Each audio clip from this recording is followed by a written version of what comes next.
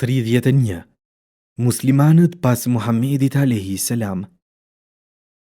Përhapja e Islamit gjatë jetës së Muhamedit a.s. përfshinte gjithë Arabin.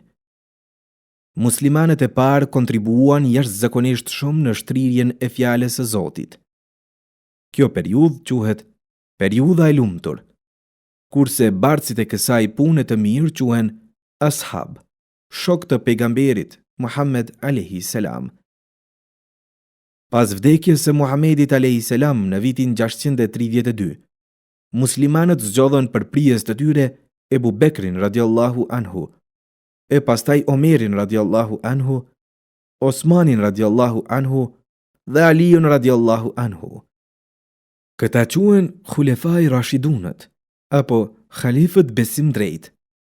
Gjatë sundimit të tyre prej vitit 632-661, Islami u përhap në Siri, Palestinë, Irak, Egjipt, Persi e vende tjera. Kryeqyteti i tyre ishte Medina.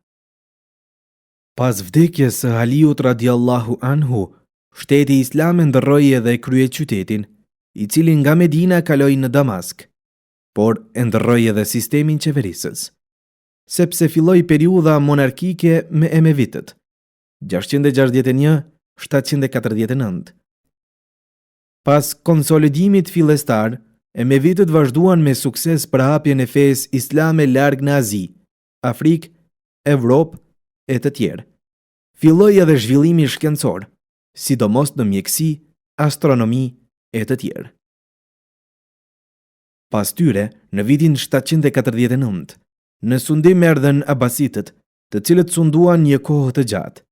Nga viti 749-1258, me Bagdadin si krye qytet. Një krah Abasit vazhdoi të qeveriste dhe pas kësaj date në Egjipt. Gjatë Abasidëve shteti islam u zgjerua dhe u zhvillua shumë, edhe në politik, edhe në ekonomi, edhe në shkencë e kulturë. Pas një kohe, mongolët, të cilët e pushtuan Bagdadin, edhe vetë pranuan islamin për ta shtrirë atë edhe në Indi, edhe në Azin e largët. Pas disa dinastive më të vogla, por jo të parëndësishme, në krye të botës muslimane erdhen Osmanlinë. Së pari u vendosën në Turqinë e sotme e në vendet përreth, e pastaj edhe në vendet si Egjipti, veriu i Afrikës, Azia, Evropa e të tjera. Sultani ishte khalifi i muslimanëve.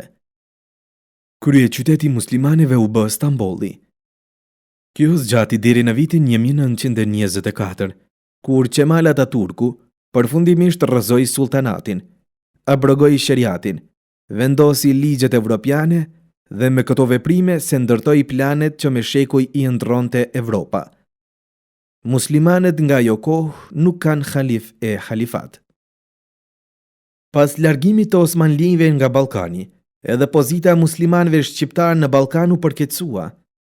Slavët i pushtuan tokat shqiptare, dëbuan shumicën e popullsisë muslimane shqiptare, bosnjake e të tjera, dhe rënuan një numër të madh të xhamive, medrese dhe objekte të tjera fetare muslimane. Përkundër kësaj gjendjeje të rëndë, muslimanët mbijetuan në Ballkan dhe aktualisht paraqesin faktorë me rëndësi, por në ndrysni të shumta politike, ekonomike e kulturore. Muslimanët për Isain a.s. Islami na mëson që të sillemi mirë ndaj feve të tjera dhe të i respektojmë bindjet e besimtarëve të tyre. Këto mësime thonë se muslimanët kanë për detyrë ta pranojnë Isain a.s. si të dërguar të Zotit, kurse Injilin si libër të shpallur Isait a.s. nga Zoti, sikurse edhe pejgamberët e tjerë që cek Kur'ani. Muslimanët nuk besojnë se ai është birë Zoti, por njeri i zakonshëm, i pranuar nga Zoti për pejgamber. Ai ishte pa baba, si mrekulli e Zotit, por me nën, Merjemen, njërën nga gratë më të dinjitetshme në histori. Isai a.s. nuk solli besim të ri, por solli shtyllat e njëjta të besimit që sollën pejgamberët, qysh nga Ademi a.s. e këndej.